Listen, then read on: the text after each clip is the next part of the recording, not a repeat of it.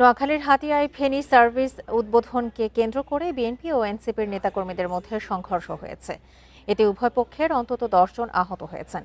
বিকেলে হাতিয়ার নলছিরায় দুপক্ষের সংঘর্ষ হয়। এই ঘটনায় এলাকায় উত্তেজনা বিরাজ করছে। পুলিশ জানায়, ফেরি উদ্বোধন উপলক্ষে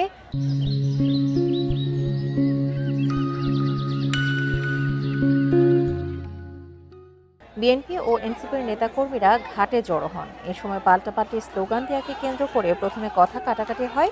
এক পর্যায়ে শুরু হয় সংঘর্ষ। পরে পুলিশ ও সেনাবাহিনীর হস্তক্ষেপে পরিস্থিতি নিয়ন্ত্রণে আসে। হামলা নিয়ে দুপক্ষই পরস্পরের বিরুদ্ধে অভিযোগ তুলেছে।